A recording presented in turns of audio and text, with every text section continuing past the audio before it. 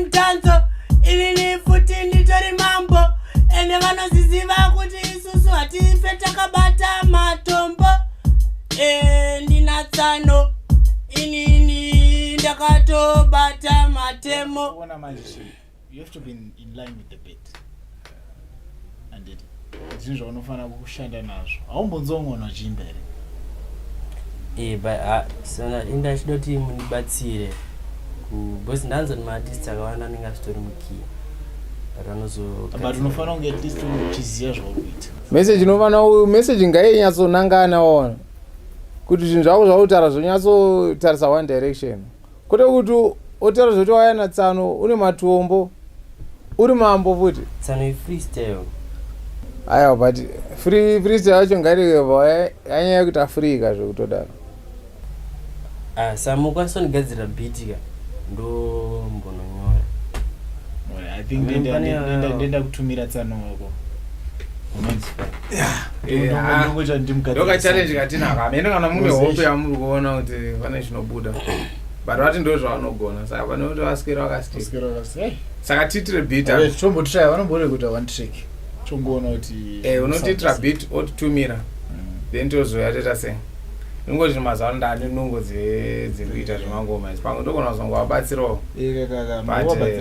tongotiwo vhesi handii but ndiye ngoma at least wambomunzwa at least yaunoti kumbotira mutsvagira studio ndiko kuno handii saka bo unondikandira tinobatana tonotoita yambopesa project yarasipombi iri bo The African Vago. Yeah.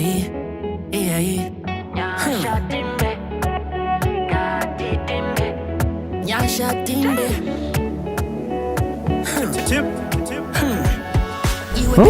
Tsano ndokuimba kwamaitaura dhanzi munoimbe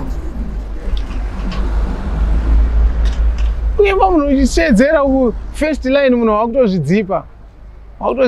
apo ndinoenda kukumbira mufesi wangu producer kuti chingoclear studio ze2 minutes ndikuyo nemufano wangu osembla aiwa stage ipi ko ipapa stage fright mune munhu wani ndo first time studio kupa maimboti maindisimbisa vanhu patime chitanzi aiwa ndaimboimba nerimwe genga ndaimboenda tumastudio what saka manje kuti first time sei first impression ine basa kana uri artist especially ngati wazoita music yekuti inoriro pamusic yekuti vanhu vanozotenga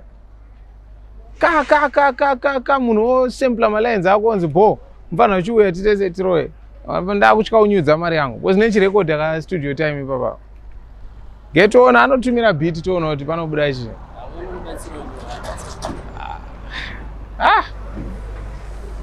zvandinoitirwa una maiti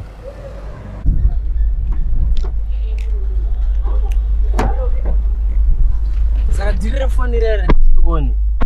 dirire foni yayi aiwa tsano ndizvandisingade zvemunhu anonyanya kundimhanyisa